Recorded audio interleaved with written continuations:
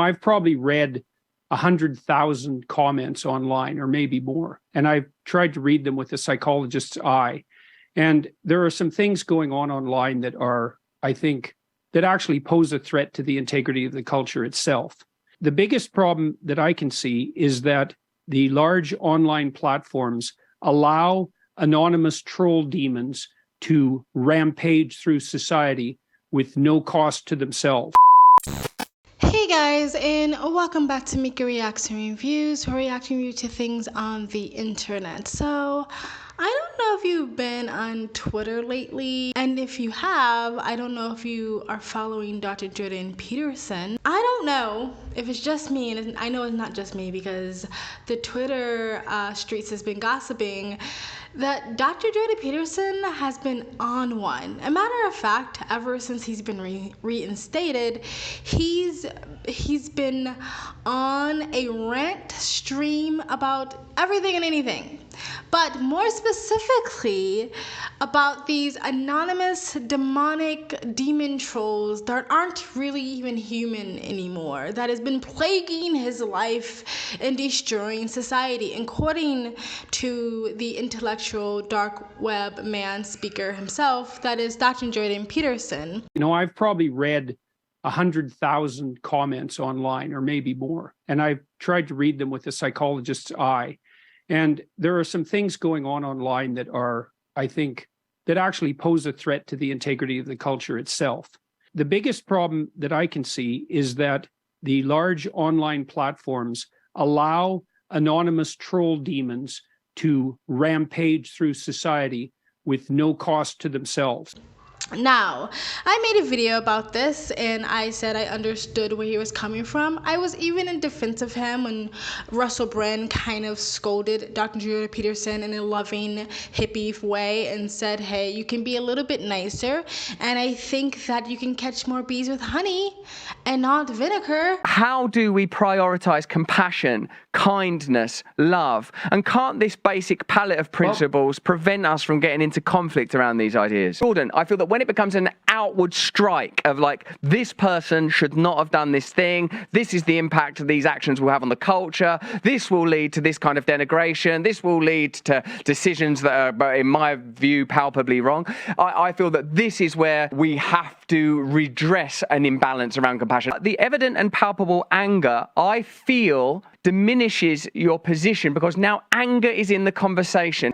And I said, hey, Russell Brand, like, Dr. Jordan Peterson always knows what he's doing, and he has a large platform and he helps a lot of people. It's not like he's scaring everybody away. And when it comes to the abuse of children, I think anger is the appropriate emotion. However, I never necessarily really followed Dr. Jordan Peterson on Twitter because I wasn't on Twitter. I just got back on because of Elon Musk, and it is a time waster. But anyway, now that I'm following Dr. Jordan Peterson, the guy has a bit of a harsh tongue when it comes to Twitter anyway. I guess, only having 140 characters is not as easy to come off as intellectual as you would like, or as one would like.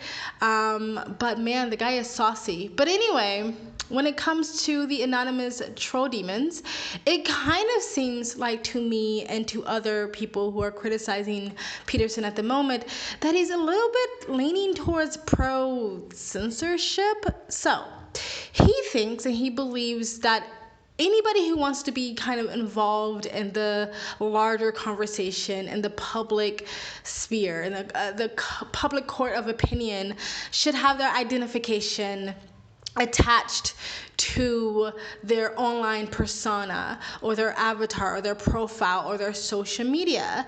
And he feels that way people will be less vile and they would act appropriately, like what's socially acceptable, like people act socially acceptable in real life now, because they don't.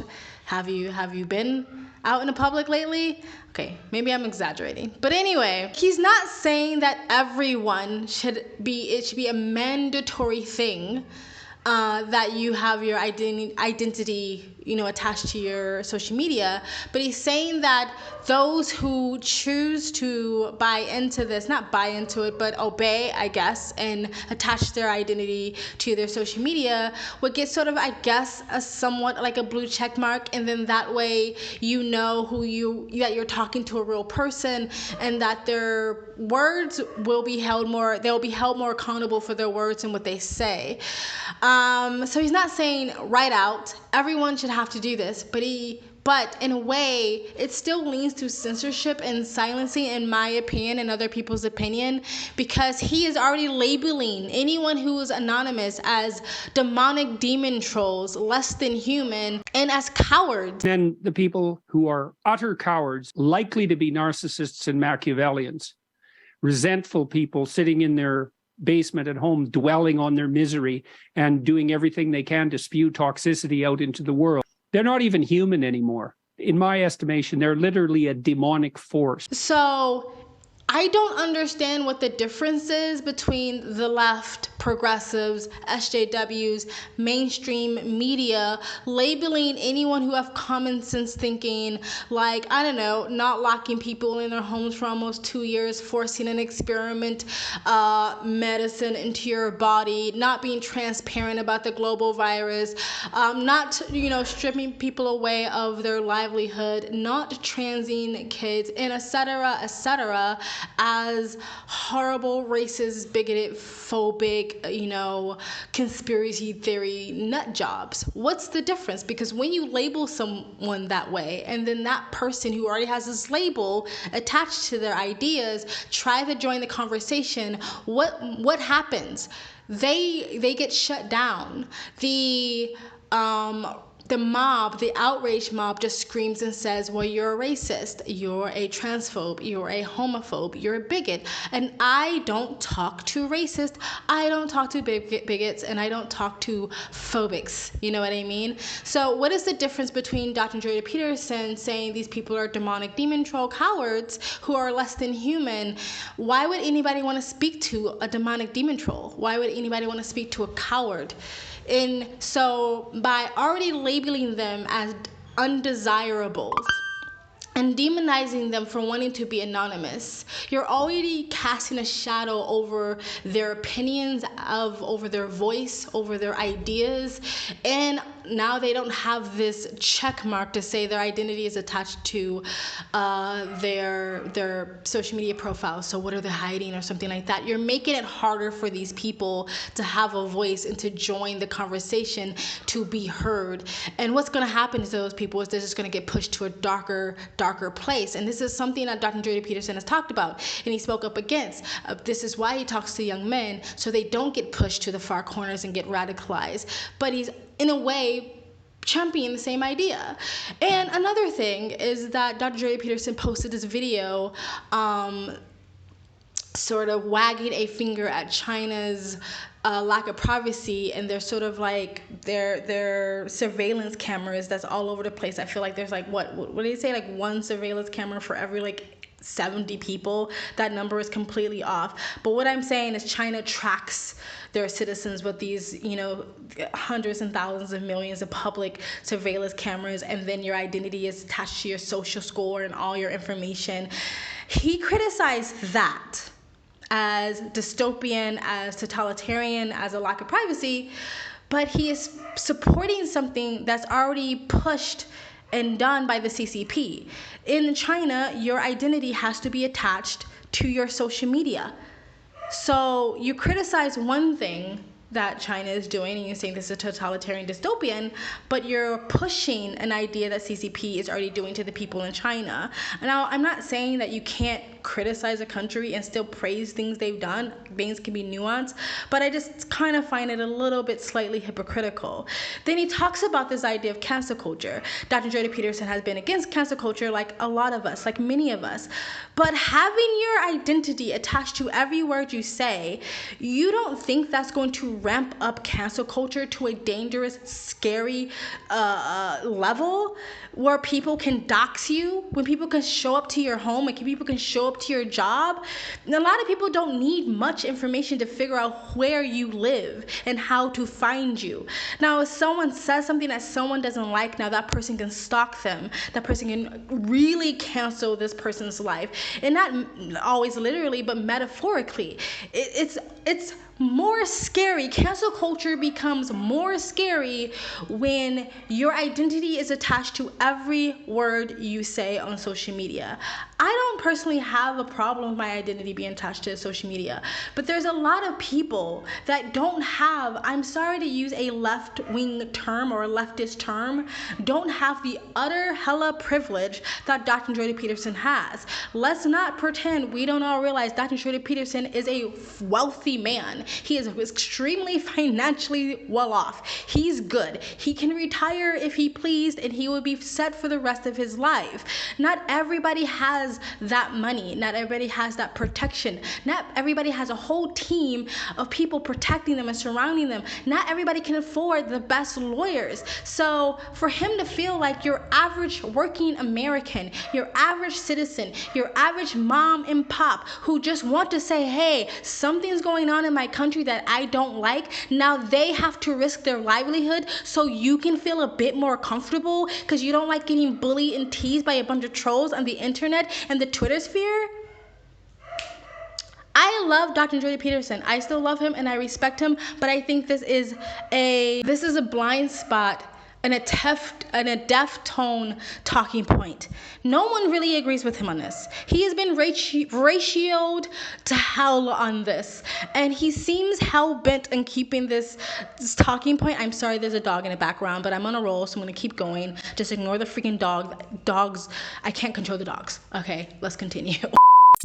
Anywho, it is a deaf tone blind spot for him. I feel like, in a way, like Dr. Jordan Peterson is being really boomer-esque on this, because it feels like maybe it's a generational thing. Like, he's just not sort of getting, like, it's the internet. This what happens on the internet. People troll you. People say mean things. I mean, it's kind of Gamergate-ish. Like, look at me, guys. I'm being bullied, so everyone should change the system so I can feel more comfortable. I don't know. I love Dr. Jordan Peterson. I will still react to him. I will still support him. I think he is an intelligent man, and I still respect him. However, I have no issues criticizing people that I admire and that I respect. I think he's missing the ball on this one. I think he's missing the point. I think I understand where he's coming from, but saying that everyone else needs to be punished because there's other bad actors, I don't see how he thinks that's a great thing when he's talked about this when it comes to other subjects. Like, you can't punish all men for some bad apples. You know, innocent in between until proven guilty. You can't take away everyone's guns who's legally getting guns because there's some criminals out there using guns for bad things. Like, he wants everyone else's life, you know, change, or how they go on social media, because there are some bad apples out there. I just don't see how he feels like that's justifiable, and I stand against this all the way. I'm here for the petty Peterson on Twitter, but this, he is missing it. I don't agree with him whatsoever. But anyway, guys, tell me what you think of all of this. Have you been following this Dr. Jordan Peterson Rant saga? Do you follow him? Are you on Twitter? Do you like Dr. Jordan Peterson? Do you hate Dr. Jordan Peterson? I would have to say, now that I follow Peterson online, I kind of see where Russell Brand was going a little bit. If I didn't know who Dr. Jordan Peterson was, and I just happened to go on his Twitter because I wanted to see for myself if all the rumors were true, and I saw his long tweet rant, I might think people were correct about him. I might be like, yeah, he comes off as like an angry man. I think you offer a great deal that is valuable and necessary, but I feel beyond the value and necessity of honesty, authenticity, and information that is underwritten by data and experience, I feel that it creates more more opposition to approach a matter like this in the manner that you have done. What are we going to anchor ourselves to ultimately, Jordan, navigating this space? Are we going to be participants in creating more and more ossified and oppositional camps, or are we going to create cartilage between us? I think you're beautiful and full of love. I really believe in that. And then when I sort of hear people being dismissive of you, it upsets me. It upsets me. And I see how you arm them. I feel that you arm them. So I kind of understand a little bit where Russell Brand was coming from, even though I still think Dr. Jordan Peterson was rightfully angry about the whole trans thing, because I feel like he feels like, just like a lot of other people feel like, kids are being abused and taken advantage of and exploited. But I kind of see where Russell was going now. But let me know what you guys think in the comment section below. I'm going to go now. It's too freaking noisy and I'm trying to keep my train of thought. But you guys, please like, comment, and subscribe. Super thanks. Donate if you like. And you guys have an amazing day. Bye.